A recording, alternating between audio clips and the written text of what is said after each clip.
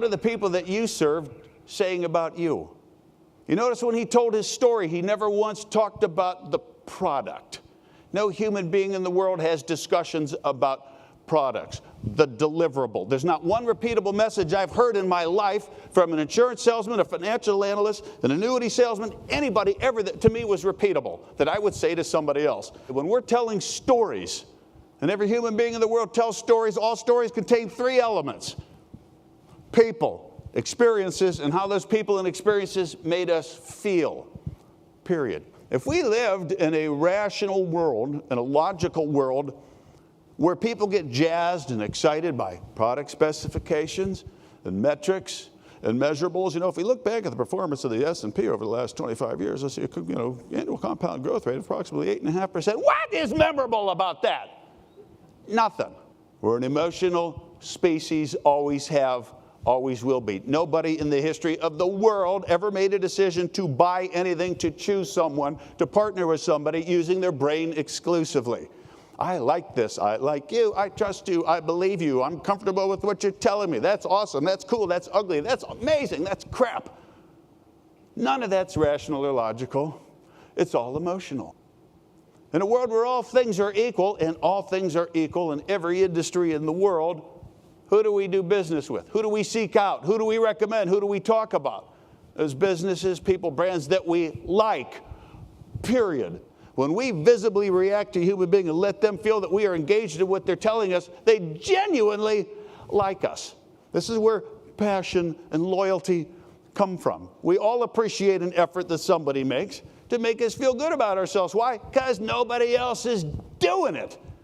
Everybody talks a good go. We're customer-centric, we're customer-focused, we do all this wonderful stuff for our customers. Can you name anybody out there who's doing a really great job taking care of their customers? Being really committed, really loyal. The money's in the reaction.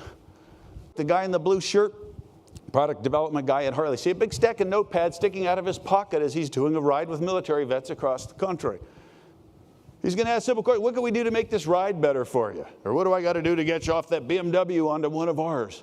Doesn't matter what the question is, we know he's about to answer. But as he's answering that question, that big stack of note cards in Jim's left-hand pocket is coming out in a flurry you could see from space. Wow, says Jim. That's pretty good stuff, man. Let me write that. Give me your address, man. Let me follow up with you on that. What's the guy in the black jacket thinking? Here's a guy that 10 seconds ago I didn't even know that thought enough about what I have to say, me, I, me, my, that he wrote it down. Must have been some pretty good stuff. That is not in and of itself going to get him off that BMW onto a Harley this weekend. We wish. But if you were to fast forward a week, he walks out to the mailbox, and in the mailbox is an envelope that's that stinking big, 14.5 by 12.5. An envelope size you've never seen before. Oh, what's this? Rips open that envelope, and inside is a catalog filled with absolutely beautiful, posterizable pictures of Harley-Davidson motorcycles with a little handwritten note from Jim on the outside. Hey, we'll get you off that Beamer onto one of ours. Until then, see you on the road. Ride safe, Jim. What are the odds that Mr. BMW is going to show this catalog to his other BMW riding friends? Extremely high, but the reason he's showing them the catalog is he has a story to tell behind it about how he got it. Somebody did something nice for me. How simple is that? It is diabolically simple. Who have we lifted up today? Who do you want to lift up today? Let's look at our business, look at every business, look at people that we compete against and say, if what we're doing, if what I am saying as a salesperson, as a rep, as an agent, as a marketer, even closely resembles what the people that are competing for that same dollar are saying about themselves and their business, I have to stop doing that.